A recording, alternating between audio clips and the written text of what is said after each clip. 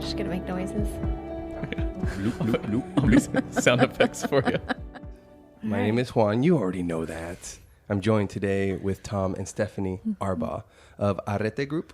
Arete Group, yeah. I always want to like a rounding up the troops. I mean, that's essentially what you guys are doing. Yeah. So I'm glad you guys took some time out of your busy schedules to sit down and help spread the word on what you guys are doing here, what it's done for me, and the progress that we kind of continue to make. So I know, Tom, you've been on the show before. If you guys haven't seen his episode, he makes me cry. So go back and listen to that. And I'll let Stephanie take center stage here and kind of explain the group, maybe a little bit of background of you, since people can be familiar with Tom. Yeah. So I have been coaching specifically women for a really long time, 15 years, that I've spent a lot of time working with them, building businesses, building confidence, building their leadership skills. And so when we got to see the possibility of doing this together, we've actually coached alongside each other for years and years and years, but this is just a very special thing to us to be able to have this company and to be able to do what we do with it, because it creates such a huge impact so quickly that was one of the things we fell in love with. And we were like, we want to see this impact other people's lives. Like, everybody needs this, and to see this kind of shift and to see it lasting change and quick change was huge. And so we kind of revamped a lot of things recently to be able to launch this company. And we are just so excited about partnering with people and just the incredible impact we've already seen. Yeah. So it's just, it's kind of a special baby to us that we just love. Yeah. Yeah. The quick change that you mentioned, it's people can see that in two different ways. Quick, well, it might not be lasting, but you did mention lasting. But I think it's the way that the program goes around making that change, and the lens that you view everything through. Yeah, is much more forgiving. It's much more encouraging. And I think if because you can get quick change from like the direct beat something down. Yeah. But that won't be lasting, because you can't keep that up. You can't continue being under that self-inflicted stress at that point. Yeah. So people can be like, oh, it's quick. Oh, is it going to actually be something I can take going forward? And be surprised. It is. You can, because you always just reframe your outlook, and everybody knows that outlook is everything. And I think that's what this program helps you to understand, when your outlook needs to be readdressed, rechanged, recalibrated. Yeah. And that's what allows you to maintain the long-lasting changes. Yeah. I think one of the biggest reasons that I've seen it change so rapidly for people is that you don't necessarily have to change your entire lifestyle. You're not like starting from scratch and doing a full about face. You're integrating a new way of doing life that you're already doing. So most of our clients are already on a positive trajectory. They're already moving in the direction that they want to go. They just might be in the wrong gear, and this helps them shift into the correct gear. And that's why it's so sudden for them. They're already taking the strengths and what they already have, and just being able to utilize it better, because they're making just subtle changes that have a dramatic effect. The rippling of it. Yeah. It's awareness. And that's the big thing, is like when you're kind of in that fog of your momentum, which 100% guilty of, and all that, just going, the life just sends you, and you're like, okay, you're almost like I guess a hot air balloon, maybe just like a paraglide, where you're kind of at the mercy of the winds. And as they change, is like you have to be prepared for that. And I think what this allows you to do is again, reframe it and then be able to address it and be aware of your shortcomings, where these tools, which are defense mechanisms from our childhood, they helped us, but now they're starting to hinder us because we're not children anymore. Yeah. Huge. Yeah. They served you until they no longer serve you. And then it's time to make some adjustments. And part of where this came from too is that as an entrepreneur, I had run at a breakneck pace for decades, to the point where it was physically wrecking my body. It was challenging relationships. Like it just wasn't, I wasn't running in a healthy way. And then I'd reached a ceiling. And so it was as I started to shift through this and shift into this new way of doing it, it's sustainable. It's something that it's not that grind in that same, it doesn't mean I don't work hard, but it's not that same grind. Yeah. It's not the judgment piece we talk about, right? And that I saw that shift then so quickly, and all of a sudden my relationships got better and my business grew and all of these results started shifting and I wasn't exhausted.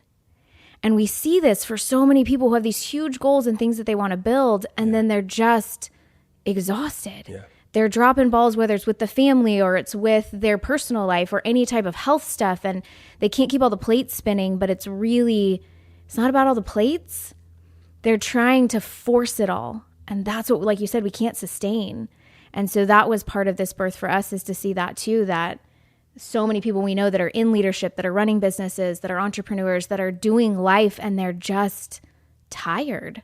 They're tired and they're worn out, and we want more for them. Yeah. Yeah. And it's counterintuitive the way that's done, because you have to take a step back, right? You have to take a step back and just say, hey, you think that it's go, go, go, nose to the grindstone and all of that, but that only works for so long. And then ultimately it's like you kind of look back and you're like, what's the cost? Yeah. I kind of got where maybe I wanted to be, but what's the cost? Like, what's the mayhem look behind me, you know? Yeah. And we have so many clients we ask that of, like, what is staying stuck in this place, operating in this way long-term? Like, what is it costing you? Because we don't always pause to look at that, right? We're just going, we're towards the goal. We're handling all the family stuff. We're running around in circles. We're doing all the things. We're doing all the things. But what in the end is it truly costing you? And are you going to look back and be glad you ran it that way? So as an entrepreneur, what's the slogan with an entrepreneur, right? You're your own business. And so if you start looking at it as like, okay, you're your own business. Now, what's the cost that you're paying for you to operate this way? Yeah. And if you would view it in that sense, then it would make sense as a business, where it's like, how am I paying more in shipping than I'm making by shipping these? And I think that's kind of where we're at as you know, as the U.S. What we do is like, it's hard work. It's all hard work. Hard work gets it done. And you're supposed to be overworked. And that means that you're really going after it. Yeah. I think there's a smarter way to do it these days. Yeah. I think that's the tragedy of it all, is that we socially reward people for burning themselves out. Yeah. We celebrate that and we applaud it. And then on the backside of it, we talk about self-care and making sure you take care of yourself. So me working in healthcare, I see that all the time. We'll talk to people about self-care, but then ask them to work double shifts and then socially reward them for not having good boundaries. And it's kind of a double-edged sword, right? It's you're put into this bind that you can't get out of as an employee or as an entrepreneur, because if you're not hustling, then you have no sympathy from anybody else. And then when somebody burns themselves out, we kind of, shake our head, tisk tisk. They should have known better. But like, as a society, we have encouraged that. We've talked about, hey, burn yourself at both ends of the candle and burn yourself out. And then once you're gone, you're forgotten immediately. And it's just, it's such a tragedy that we have within our culture that we celebrate that, as opposed to hard work. Absolutely. I celebrate hard work. I encourage hard work in my children. I encourage hard work in myself. I work hard when I'm there, but being able to be in the right gear and being able to be aware and present in those moments, as opposed to just having them fly by and where we're just kind of shoving ourselves through, have our head down the entire time. is really what this is coming from. Is it's not saying, hey, relax, go on the beach and you don't have to do anything anymore. Mm-hmm. Hard work still pays dividends, and there are going to be seasons where hustle is required, but it just doesn't have to always be that all the time. And we don't have to be under stress to be succeeding. Yeah. I think it would be a good thing for people to acknowledge that are listening or that come across your work, and it's like, well, I'm getting results. And it's like, okay, but imagine the team that you could build around you, the longer lasting, the better overall like work-life balance and just happiness in there. If, okay, you know how to get results, right? Now let's go ahead and focus on what we talk about, like it seems silly to see it, but like feelings, how people feel. Because at the end of the day, we are very expressive beings, and our feelings and our emotions control a lot of what, how we feel in our day to day. And if someone can feel good by being around you because you're able to change your perspective and be like, okay, I know how to get results, but maybe I'm not going about it the best way I could. Mm-hmm. Here's another way where I can be encouraging, because people will always remember how they felt being around you. Mm-hmm. And they might put up with somebody that gets results, that's an asshole, that, is a prick, that doesn't care what they say because I'm going to get it done, right? Okay, cool. And you got it done. Now what? Okay, next thing that I'm going to be an asshole in. But when people look back, they always remember how they felt with an interaction with you. And I think you get more out of people when they feel good being around you. Yeah. I don't know how that's kind of lost on a lot of us. Yeah. And honestly, as a high achiever, so I've worked in the top like 0.02% of my entire company, and still that, right? Like as I've shifted and worked from a different space, I have better relationships with my kids. I have better relationships with, our relationship has grown so much. Just those pieces are better. And I'm producing 50% more and working less. You're like, how? How? And I'm attracting different people because of that, because that energy is different and people want to be around that type of support. And it's been amazing to watch that difference. And it's something I wrote for years, that like the goal was I wanted to live in more peace and joy. And I like couldn't find that. Like, yeah, I'd love to achieve, but could we also like feel peaceful sometimes and like enjoy my life and be happy most of the time? And I just was not running in a way that was conducive to that.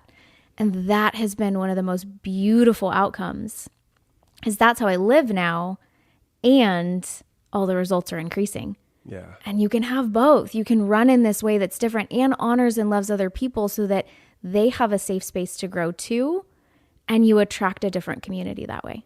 You do. Yeah. And that's what you guys are aiming for, because I know, Tom, you've mentioned this, but you were in, counseling and coaching, but you felt that you were falling a little short of what you could provide to people because of the systematic things that are in place in mental health care and coaching as we've known it, right? Yeah. So can we talk about what it is, the name of what you guys are doing here? So Arete Group, and what program that is, and how you just saw it being way more, beneficial for you to proceed this way to maximize what you can provide for people. Sure. I'll let her explain kind of what the program is. And then I can give you a little bit of background from my perspective, from the mental health world of why it was attractive for me then. Yeah. So the program is really cool. It is a 6-week program that we walk clients through, and it has an app support that we do daily practice, because I don't know how many times we've tried to create a new habit or create a new daily practice, right? And you forget it. And then 3 months later, like, oh yeah, I was doing that thing. And so creates that daily routine. But what's so fascinating to me is that the science behind it shows that at the end of those 6 weeks, we can show an MRI imaging in the studies that came in the before the program, that you can see a shift in the gray matter of your brain, that there's less in your hippocampus, your fight or flight zone, which is making us stressed, and more in your frontal lobe. So literally you have reshaped and rewired your brain in 6 weeks, which to me is insane. And I noticed it for me within the first few weeks, and I was like, this can't be right. Like, this can't be legit. Even to the point where, like, I sleep differently. We've joked about this for years. Like, this man can sleep. Like, he lays down, he's out. And he's like, out. And I don't sleep well. I don't get deep sleep. After the program, I mean, I was getting like 20 minutes with like a good night, 3 to 4 hours of deep sleep now. Wow, nice. Right? Like, so huge differences kind of everywhere. But so we walk people through this program to help them figure out what are their top saboteurs that are getting in their way, because everybody's are a little different and a little unique. And so I identify what are those for you, where are they getting in your way, and then how do we rewire the brain to not only live differently, think differently, get different results, to not operate in that mindset anymore. So that's what makes it that lasting change. And so that's the piece of the program that I think is so fascinating. But we work with our clients through that 6 weeks to really guide them in their individual process, and then as a group as well, but really learning to shift all of these places. Yeah. It's fun to know, like, again, like we mentioned the fog, it's fun, it's scary, but it's good to know what your saboteurs are. Yeah. So the things that have empowered you in the past to get where you are now, but now are becoming hindrances, because then you can actually address them. Yeah. And that's what the program does. It does. Yeah. Well, because before those things served you, like we talked about, right? So they were helping you to get results. So surprise, surprise, one of my top ones is hyperachiever. And so you're praised for it, right? Because you're achieving all these things, but then you start to see, here's where it's affecting your relationships. Here's where it's actually sabotaging your results. Here's where it's actually taking away from what you want. And for most of our clients, it's the first time that they've seen the negative of this saboteur, because it's been getting them by for so long that they go, oh, this is actually creating a lot of damage in my life, and I didn't even know. And that's one of the first shifts I love to see for people, because then from there we're like, okay, there's another way. And throughout the process, we start to experience what that other way can look like. And it's incredible. Because at the beginning, you're like, I don't even know that this is legit. Like, it feels like it's too easy of a way. It should be harder, but it doesn't have to be harder. It doesn't. No. I think, and what you were just saying too, and you mentioned earlier, kind of looking at the trail of destruction that's behind you. Most people don't reach out for help. They won't come see me in counseling practice until they're fully in crisis, right? They've tried everything else, and then they're like, okay, everything's broken. We now don't have health care, we have sick care. Right, 100%. And so one of the distinct differences between this and counseling is exactly that, is we're trying to get people before they're in their total crisis zone, until before they have this trail of disaster behind them, where all these broken relationships or their addictions or whatever it is, right? Because these saboteurs are essentially personified coping mechanisms, right? We have names for these saboteurs just to be able to identify them and be able to talk about them, but they're coping mechanisms that we have, and oftentimes the backside of those, they can be quite destructive. And most of the time, when people first come to us, they're not quite in a full crisis mode. They're just like, something's off. Versus when I'm seeing people in private practice, it's like, I'm in the middle of a divorce, just had a massive affair, life is completely imploding.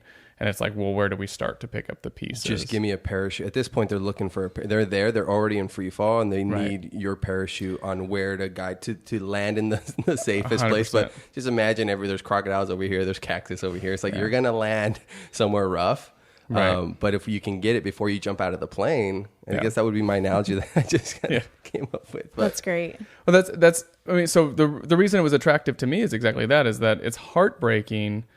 I can't tell you how many times I've done marriage counseling, and we'll be 3 sessions in, and both of them will look at me and be like, "This would have been awesome 7 years ago." Right? We're so late. That it's over, right? They're coming to counseling to check that last box and say we gave it a try, but they're not. Right. That's literally it. Hey, so we can tell people that we tried counseling. Right. And so they'll come to me for 4 or 5 sessions, and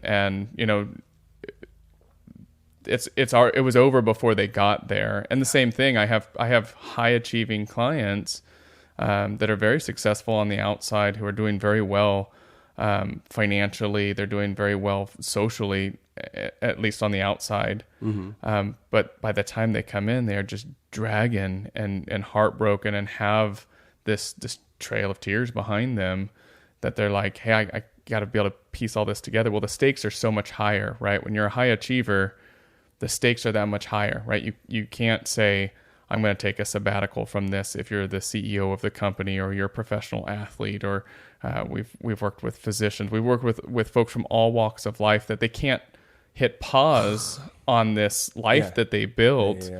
And so we want to be able to get the tools in people's hands earlier. Yeah. So one of the major differences between counseling and coaching is that coaching ultimately kind of ends up being proactive and responsive as opposed to reactive and defensive. Because like I said, just the way that the model is set up, people don't go, hey, everything's going great, I'm going to go see a therapist about it. No, yeah. Mm-hmm. They don't. And it's hard for people in those high achieving roles because once there's a perceived chink in the armor, then everybody's like, oh, okay, like can we fully back this person? Can we count on them in the future? This and that. When it's like, yeah, dude, we all go through it. Everybody knows we all go through this, but it's like if you show any sign of that, then it's like your being comes into question. Yeah, the stigma of mental health is that you're broken, right? And so you become a liability if you go and see a therapist. Whereas if you go see a coach, people won't bat an eye at that. But if they're going to go see a therapist, we just kind of have this stigma that's attached to it, which is why people kind of go underground. And part of that is everybody else's saboteurs, our judge saboteur, when we see somebody else failing, it makes us feel really vulnerable. And we're like, oh man, if they're getting caught, I'm going to get caught too, because we're all the emperor without clothes, right? We all have, every single one of us has these saboteurs. Every single one of us has these coping mechanisms. And so when somebody gets exposed, our judge freaks out and goes, oh, am I next? Are people going to know that I'm weak too? Are people going to know that I can't sustain this and that my deck of cards or my house of cards is going to fall down too? That's it. I think, but continuing to kind of hold yourself with some stoicism and some peace that the PQ reps would get you through. Yeah. And then people, and I'm speaking from my experience because, I've gone through some pretty serious changes in the last handful of years, and people are sometimes surprised to hear about them as vocal as I am when they don't know. And they're like, you're still kind of showing up to work. You're still spending time with your kids. You're still doing all of this, and you've gone through that. And so like sharing my struggles, sharing where I felt inadequate, insecure, vulnerable, sharing that, but then they see that I'm still able to kind of carry up and try to promote a positive sense. They're just like, they admire that even more in my experience. Sure. So it's like you're able to see someone struggle and then overcome it. 100%. Then it's empowering. 100%. It is. Yeah, I was just reading a blog post today that was talking about when we tell our stories from our scars versus tell our stories from our wounds.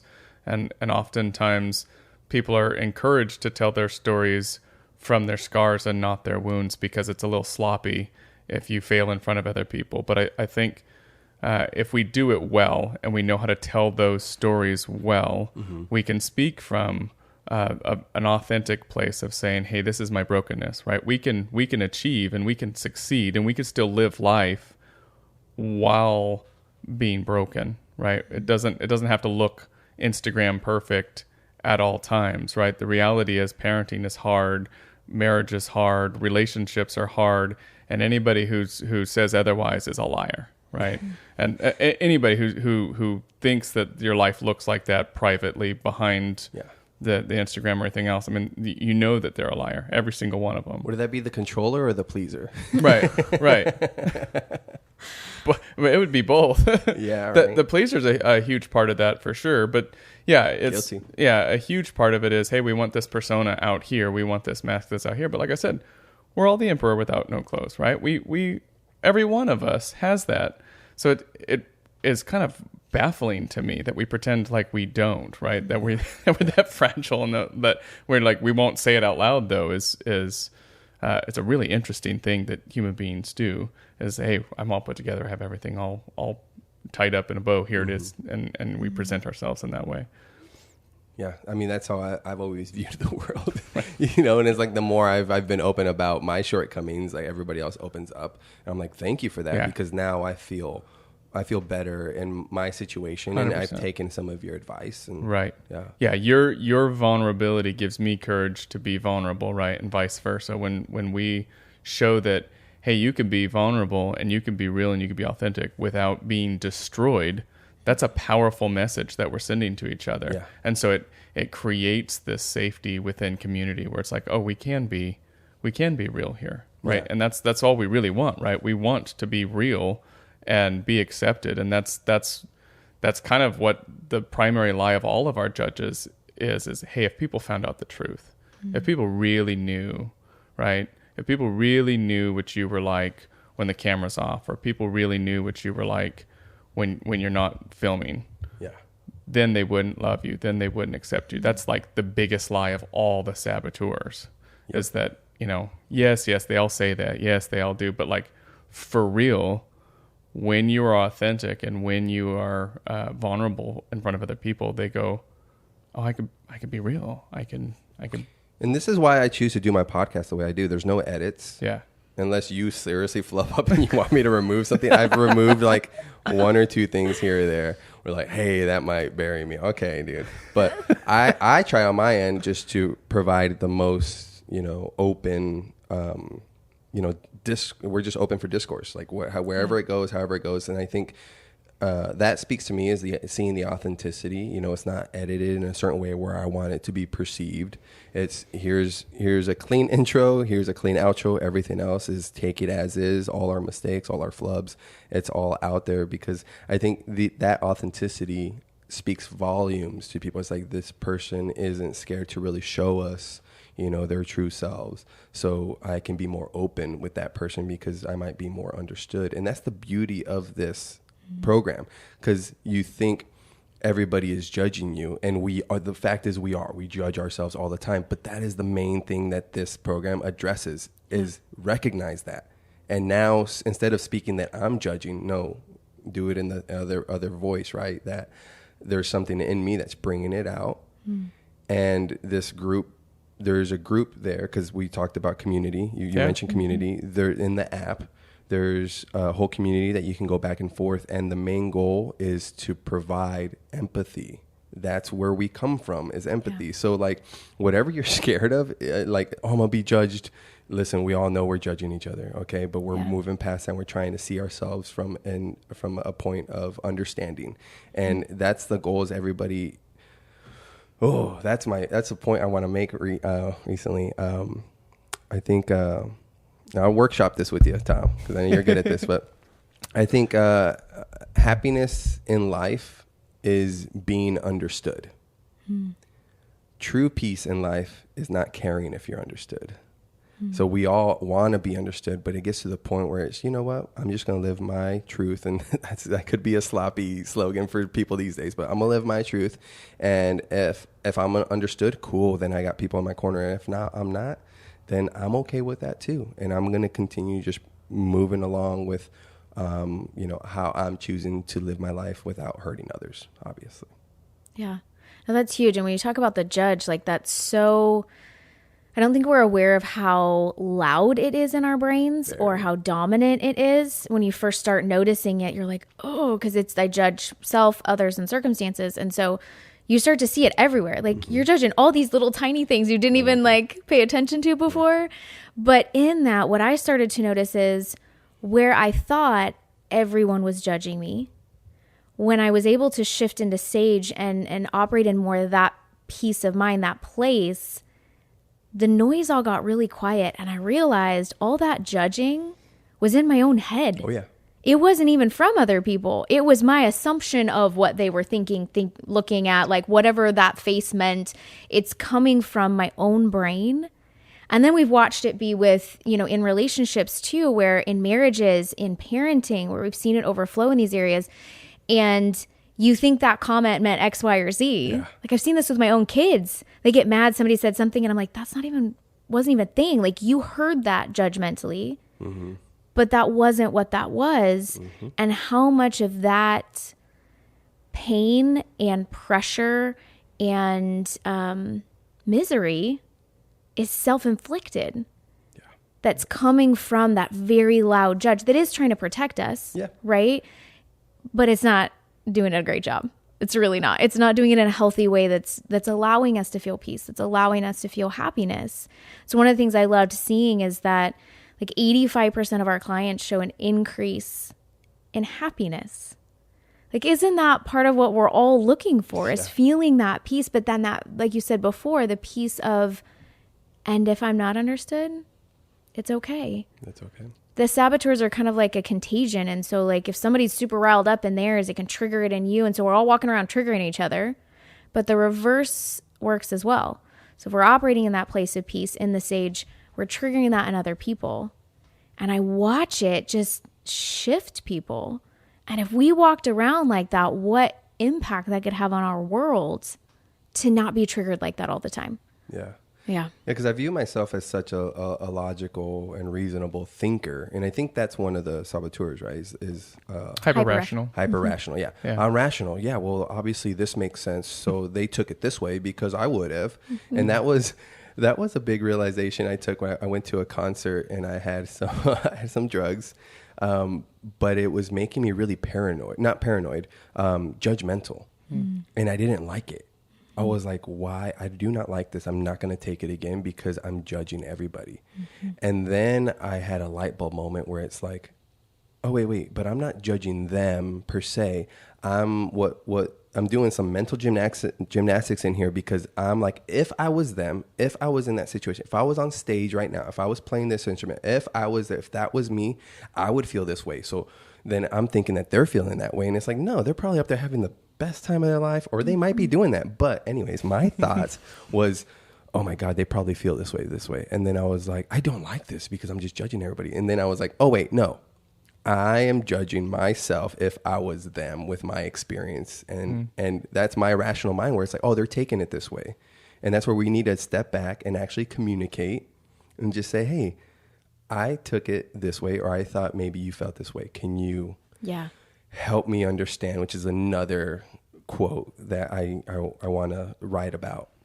It's I think it's the most open and honest way to get somebody's dedicated attention and allow them to speak from a point of empathy. Yeah. You know what? I believe you're passionate about what you're talking about. Can you help me understand it? Because I don't get it. Can you help me understand? Because we want to be understood and we love to help people. Let me get you to my point. There's nothing better for a hyper-rational person to be like, oh, you want to know exactly how I think? Yeah, beautiful. Let's go. You know, and it's like you would open up so many doors. And at the end of the day, at the end of it, you don't have to agree with the person, but at least you understand where they're coming from. And again, my happiness is from maybe being understood. So maybe they leave there feeling great of that interaction with you because, hey, this person took a moment to try and understand me. Yeah. But you can't do that when you are so triggered, when your saboteurs and your judge are so loud. Yeah. You can't step into that space. What you're describing is being in that sage space. And so if you're I'm 6 weeks into this program, so that makes sense why all these thoughts are coming in. So all of these when you're triggered that way, you can't, because you're protecting yourself. Yeah. And part of that judgment piece too is like, if I can judge that you are maybe not doing as great, then I don't feel quite so off. Right? Like, well, I'm doing better than you. So at least that, right? It makes us feel safe, secure, like maybe we're not all falling apart. But when we can do that shift into sage, then we can actually say that. We can actually say, help me, tell me where you're coming from. Tell me what you meant by that. Like, help me understand. We can say that, which, think about that in every conflict, at work, with your significant others, with your kid, like how that would shift everything. But our brains won't let us go there if we're in this fight or flight mode. Yeah. And so it makes that huge of a difference. Well, when you call into customer service anywhere, right, what's the first line they always spit out after you tell them your problem? I can understand why that's frustrating. I could see that. I'm sorry you're going through. The first thing is to connect. So if you have a moment where somebody's be like, yo, I can understand why you're reacting this way. You're angry, you're whatever it is. And that's like the big first diffusing opportunity that you have. Yeah. And it is to say, I understand, I can empathize, sympathize. I don't know what the word is here. Professional. Empathize. Can you break it down for me real quick? Can we break off this? What is the difference between sympathize and empathize? Sympathize is when you are feeling for somebody else. Empathize is when you're feeling with somebody else. So you're kind of what you're starting to do when you're thinking about how you would feel in that circumstance. You are getting in touch with something within yourself and trying to feel along with what the other person is feeling when you are empathizing. But part of it is when we empathize, it's an open posture that has that curiosity that you're describing. So when we empathize with other people, we're open to their experience, as opposed to judging what their experience must be, because we would feel that way if we were in that circumstance or whatever it is. But it's a curiosity that asks the question, what is it that they're feeling? And then trying to dig down and be able to explore it with them. So that's one of the greatest things about Sage, is that it has this curiosity that is free to walk in and just kind of discover, right? If you think of, there was a time when science was about discovery. It was about finding something new. And if you were wrong, you celebrated it because you were discovering something new, right? There was a certain curiosity and openness, as opposed to I'm science and so I'm right and we're going to find what we're looking for, right? It had this very open, excited, childlike kind of, we're in awe when we find things out. And so I think of that when people find out that they're wrong, you'll know if they're in Sage or if they're in Judge, because if they're happy that they were wrong, right? If they're excited about the new discovery, that's Sage. If they are ashamed that they were wrong, that's their Judge. And so the same thing when we're empathizing with other people, it's a pure curiosity, a childlike discovery that we're looking for what the other person is experiencing, and we're trying to experience that along with them. So we're just kind of on a free journey as observers, as opposed to there to solve the problem and make sure everything's fixed and everything's bundled up and has a nice bow on it. It's allowing things to be. Yeah. That's amazing. Are you guys comfortable with talking about how it's been beneficial to you as a couple? Since there'll be people interested, I'm sure, that are couples. And also it's like, what if one partner isn't ready? Because it's scary to address your judges, you know, once I have to, because again, if you don't know, if you can't pinpoint it, then you're kind of neglecting the issue. Well, I don't really know what to do. But once you start the program and you see what it is, then there's no excuse without proceeding.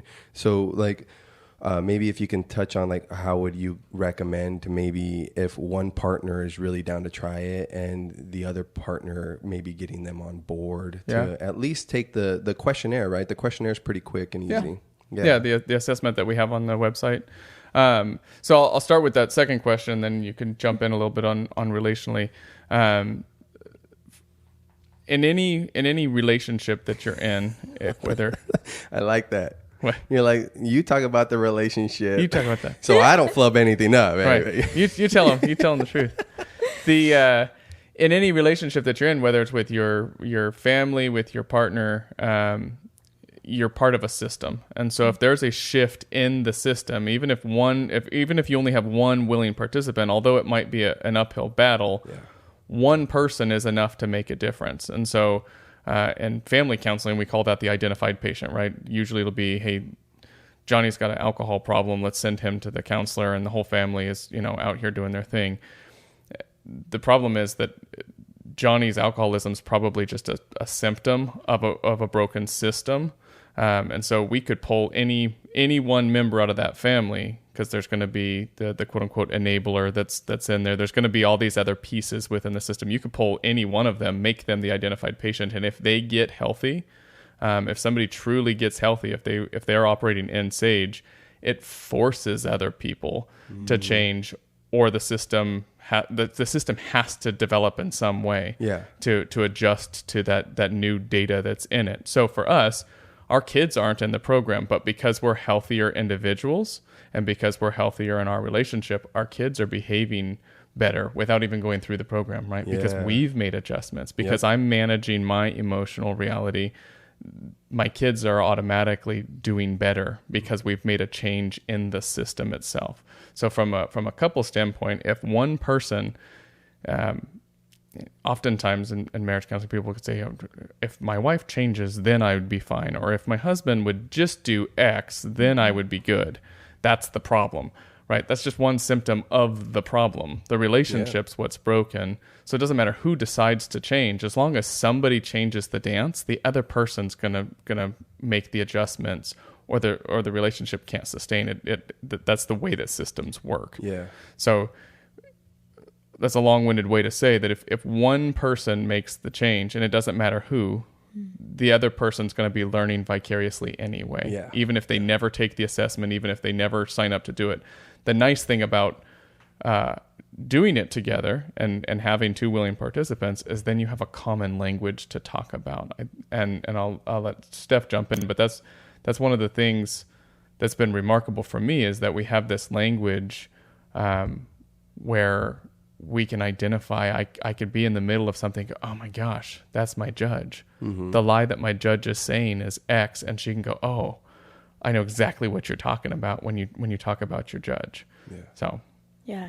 Well, and we've had both versions of that couple come through our program. People have done it together. People have one spouse has done it. I actually did it first, and then he came along afterwards. Not because he wasn't willing, just the timing was that I did it first. But that joint language has been huge. I mean, honestly, we're very passionate people. And so I know couples that I'm like, do you guys fight? Like, I don't know if that's a thing for you. You're both so like calm and chill and peaceful. And so that has been one of probably the biggest things that I've seen, is that we just don't. We just communicate differently. And even when we're triggered, I had something go on in business recently. And I think that's an important piece about this learning process, is that you're never arrived. Right? Like, you're not going to be fixed.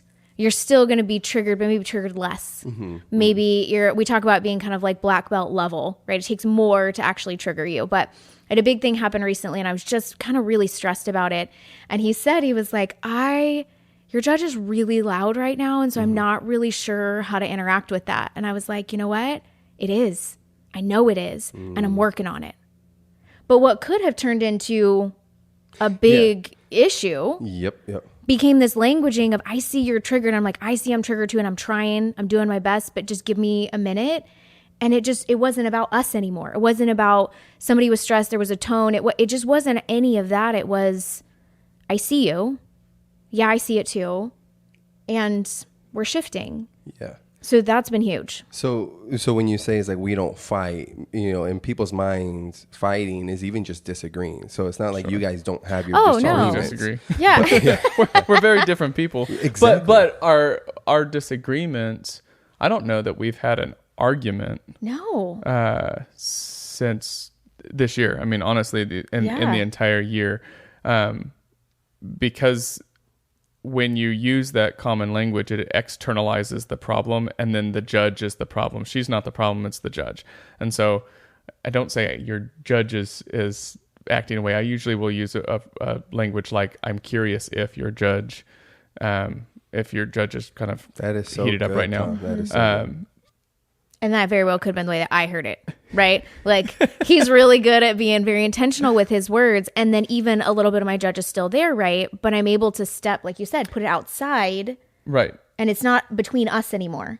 It's the judges out here. Yeah, then it becomes an act of empathy with each other. Then you're wrestling with the problem, right? So we still have stresses, and we still have stresses in the other person, right? I still have a way that I live within my home. I behave a certain way. I want things a certain way. I like things a certain. I have preferences just as she does. And so the conversation changes to where we're actually talking about, we're on the same wavelength, right? Mm-hmm. When you're communicating from that lower level part of your brain, you're talking on two different levels. You're talking on your feeling on your emotional level, and you're talking about rational things, right? You're talking about your rational mind. Yeah. You could be 100% right with the information, but the emotional data that you're sending is in a completely different place. What this does is it puts you on the same channel, right? So it's like, rather than being I'm on channel 1 and she's on channel 2 on the walkie-talkie, we're both on the same channel, and we can empathize with that, because it's not like the hyper-rational loves to just be right, loves to have the facts and figures. But this isn't about the facts and figures. This isn't about that. This is about the experience that you have in relation to those facts and figures, right? So so many arguments are just that, right? So many arguments are just, we're on two different channels. She's just saying, hey, can you empathize with how I'm experiencing those facts and figures? Not, I disagree with you about the facts and figures. Yeah. So I think that's the biggest piece, is that it gets you to be on the same channel, to where you're conversing in the same language, as opposed to just being two ships that are passing each other. Yeah. That's right. Because there's that, I think, quote in like family therapy and couples counseling. It's like, do you want to be right?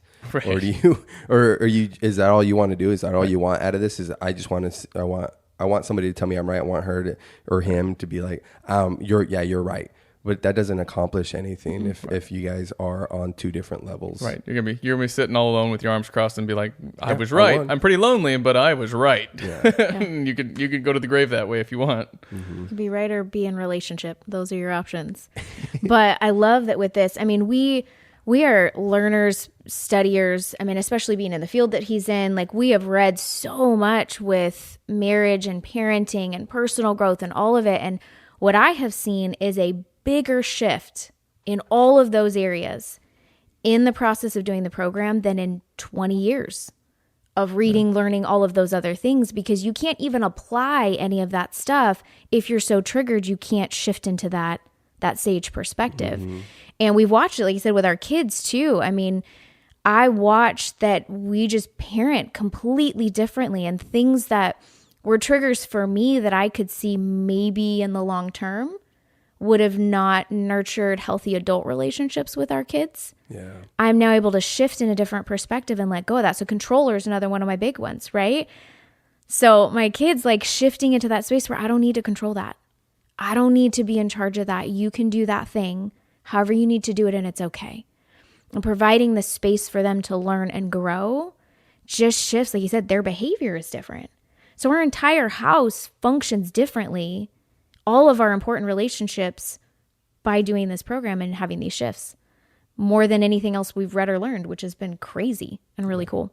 The biggest thing is just to be an example for someone. At the end of the day, if you can't reach them and you can't, provide, because I experience that all the time with people that comment on my, posts online, where it's like, we haven't communicated, but you're what you're doing is a great example. What you're doing is trying to learn and grow, and might not be doing the best job of communicating a lot of that, but just alone for what I choose to share, what I'm partaking in, like, people see that and they're like, okay, well, now I'm curious. Now give me some more information about this. Like, how are you where you are in this mental headspace? And actually, now I think about it, like, a lot of those things, a lot of these, changes, I've always felt like I've always been on the what's the word? Not the saboteur, but I'm drawing a blank on the name again. Your empathy side. Oh, the sage. The sage, yeah. The sage. I always felt like I've always operated from that realm, but also not giving me enough credit to not be the pleaser all the time. And so I always felt like I've been in that headspace just as is anyways, because I always could, like, okay, I can, rationalize with this person, this and that. But what it's allowed me to do is be like, okay, my pleaser's a little too strong. I need to set adequate boundaries and vocalize things I'm not okay with. And that also strengthens relationships, because people know your boundaries. They know where, okay, this is where he's at. This is where we can get them to. And then they know everybody knows how to operate around you at that point, because you're more communicative with exactly how you feel, instead of just being like, okay, yeah, I'm cool with that. Yeah. When I'm really not. Yeah. Right? Well, and it shifts how you interact with difficult people in any part of your life, right? Whether they're in core family or work environments or extended families or places that way, it just shifts your ability to not be quite so triggered by them, right? Like, we all have those people in our lives that we're just like, that's stressful, or we get all trigger just being in their space. And when you can shift how you show up there, that impact's not there anymore. Yeah. The dysfunction might still be there, but maybe the impact on ourselves is not there quite so much. And I'd say it's reduced too. What the sad reality is that oftentimes our coping mechanisms around people that we're uncomfortable produce a lot of the behaviors in that person that's making us uncomfortable. It becomes the cyclical thing that's feeding into it. Yeah. So I've found that when I'm managing a little bit better my own emotional reality, when I'm more self-aware and I'm more empathetic, other people's guards are dropping around me for a variety of reasons, right? There's all kinds of scientific reasons for it, but experientially, their behaviors that were driving me crazy reduce. And so the same thing that spirals out of control starts to wind back down the other way. So that's a two-way staircase that we can either rein it in or we can go out of bounds with it, right?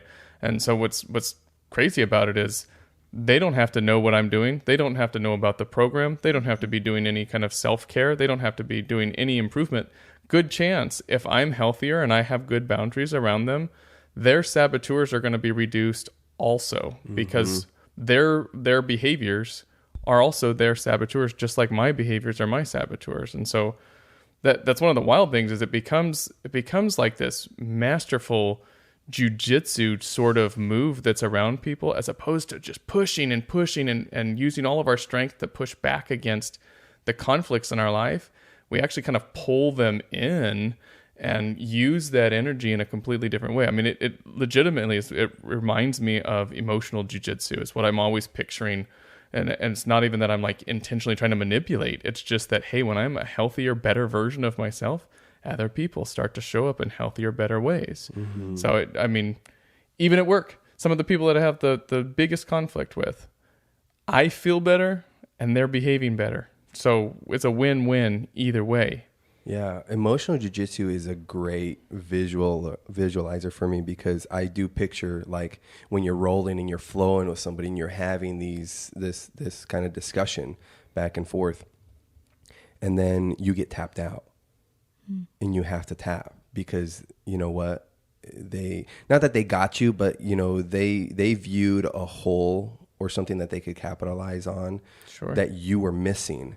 And so you tap, and then you sit back and you're like, okay, hey, what did you do here? Oh, well, I saw you did this. You left your arm out. You left your neck exposed. I hooked here. And I was able to kind of come in, and your hyper-rational mind wasn't allowing you to see this hole here. Right. Now you can, because I capitalized on it, and now you could learn from it and not make that mistake again, or be less likely to. Right. Which is, well, so that's what happens when we were talking about like conflict that we would have in our relationship, is exactly that, is that there comes a point where you're like, oh, I had that wrong. But because you're in sage, because you're not in that amygdala fight or flight, got to protect myself, got to protect my ego, you're in this curious state where you go, I was wrong, but I also have an opportunity to learn something from it. And so because you kind of drop into that, there is a point where you're much more willing to tap out, right? You're much more willing to say, I think I had that wrong. I think I had the information wrong. I think I had that information twisted, or I think that I was trying to protect myself, right? Because this literally what's happening in our brains is fight or flight. Our brains don't know any different, right? If a bear comes around a corner, our amygdala is going to light up, and it's going to make our blood pressure go up, and our pulse is going to go, and our muscles are going to become engorged with blood, and we're going to get ready to fight the bear, right? Yep. Our brain is telling us fight or flight. The same process happens when we're having an argument, when you're having a disagreement with somebody. When your amygdala turns on, your brain doesn't know the difference between physical danger and emotional danger, because as far as your brain is concerned, your brain's only job is to keep you alive from the bear, or to protect your ego, right? If it's keeping your ego alive, your brain still goes into full fight or flight, protect at all costs. But this is saying, hey, I'm not in physical danger of dying. My ego is not in danger of dying. You shift into this other place of just curiosity. And so one of the crazy things about it is you might not win as many arguments, but you'll have a whole lot more peace about it, and then you'll learn something more. You'll be in a better place at the end of the day, because it's not about the argument, right? It's about the learning something new, which is what's remarkable about the relational piece of it. Yeah. And there is that those systems are in place. Our body is meant to react that way. And when you're not being chased by a bear or a tiger anymore, your body still needs to release those chemicals, right? And it still has these processes. So it'll knock down until, well, what's the most intensive thing that you have to deal with in a day? Oh, traffic. Yeah. So I'm a road rage all the time, because that's your heightened level. But that could speak to, the physical endurance that, you put yourself, I mean, you've been a madman this year, but that you do, right? Is like really test yourself, really purposely stress your body in itself. So it deals with these heightened levels of that time where it needs the adrenaline, the fight or flight response, maybe take a jiu-jitsu class, karate class, something that kind of puts you in that realm.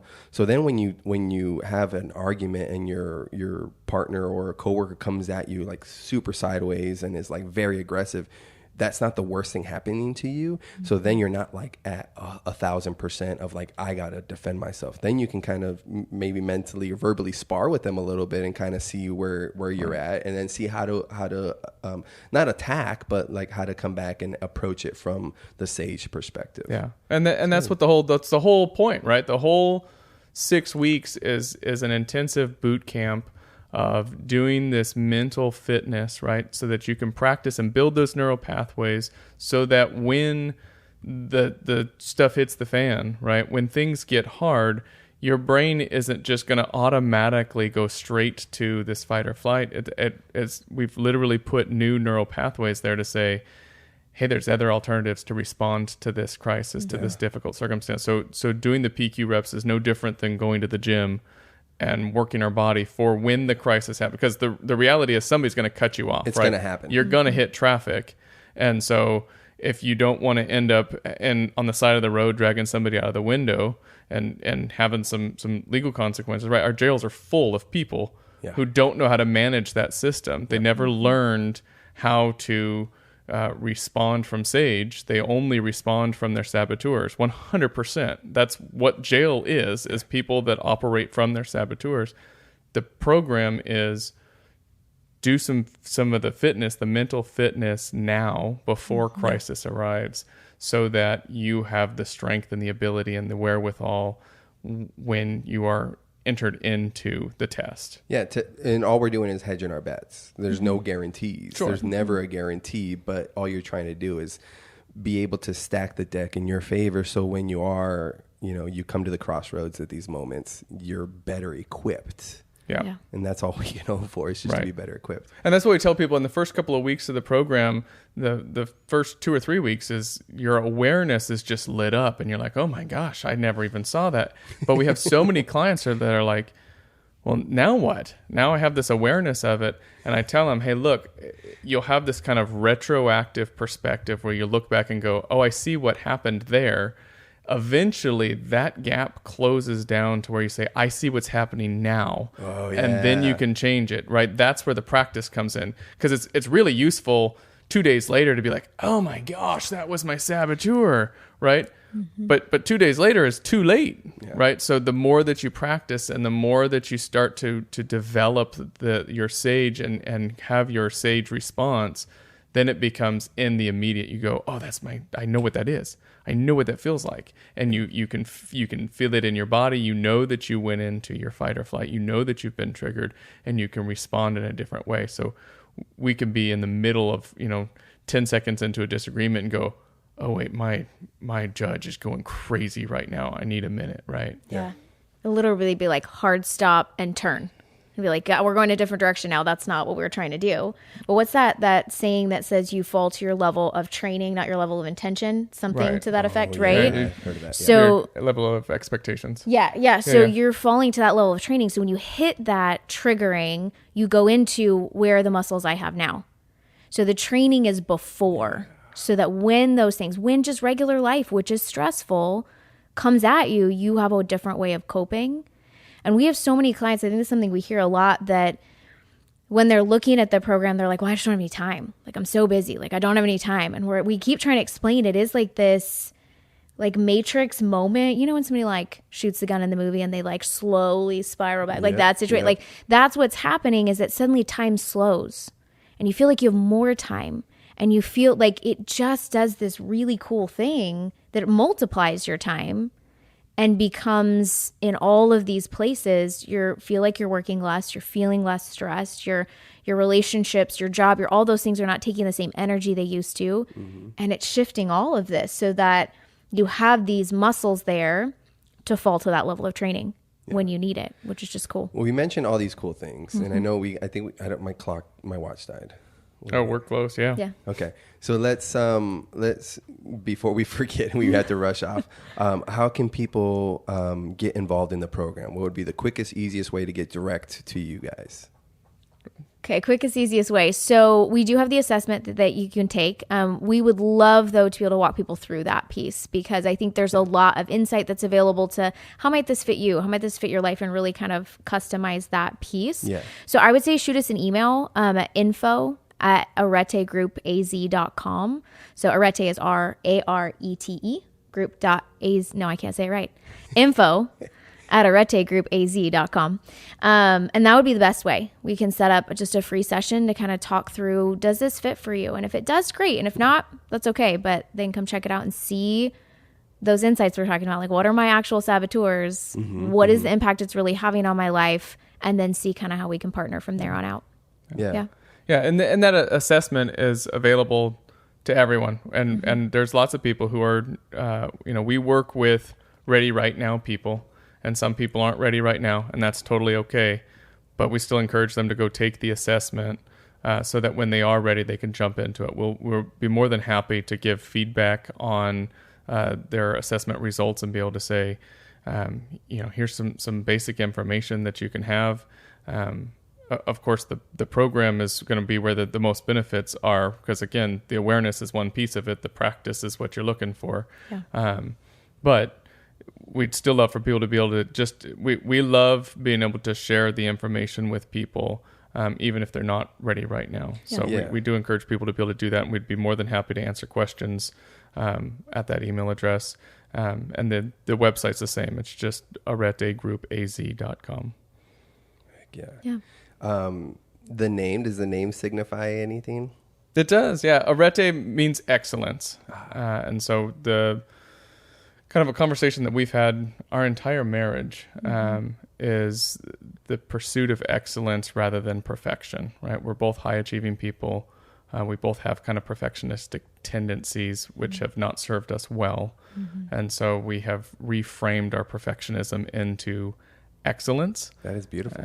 And excellence as a daily practice. It's the pursuit of something as opposed to the arrival somewhere. And so that is so good, because it's like you excellence and perfection in my mind kind of hold very similar. Sure. Results, I guess, or like outcomes. Yeah.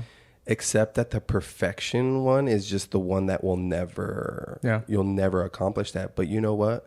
You can always do excellent work, and that varies on the season of your life. All of that. It all varies. But if you aim for perfection, you're guaranteed that your judge is going to come out, that saboteur is going to come out 100%. That is so good. Yeah. Excellence. I love it. Excellence is a different point, right? I hiked the Grand Canyon on Saturday, so my workout last night was not to the same level it was last Sunday. Yeah. But I gave excellence in both. Yes. I gave the same amount of effort, but the results were different on both Sundays because of the situation and the circumstances on the preceding Saturday, right? So I practiced the virtue of excellence in both cases, but I didn't hit perfection. I didn't have my record-setting day yesterday, right? Because I was fatigued, and so I listened to my body and I hit what was excellent for that day. And that's the difference, right? It's the practice of the virtue of excellence, and Arete comes from the philosophy that it is a virtue, that it is a daily practice, that we can have excellence, and all the things that we do is that we draw out the best that we have available right then.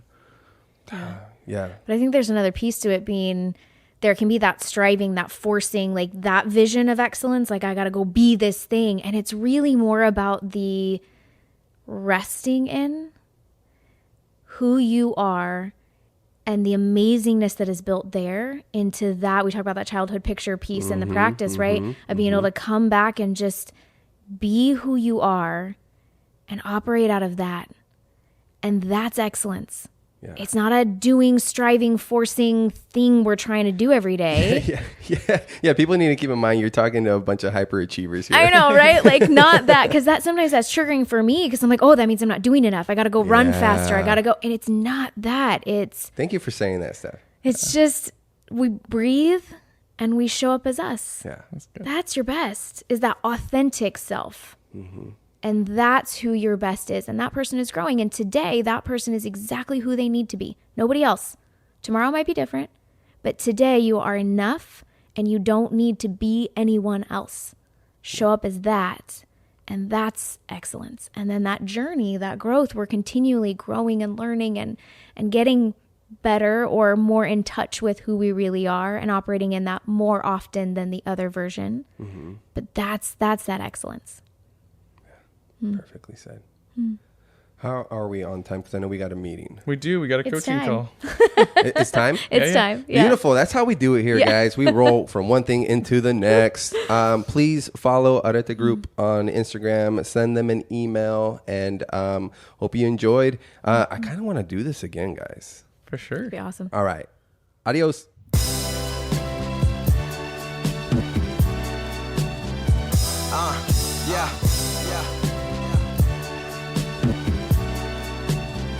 Y'all know the chant.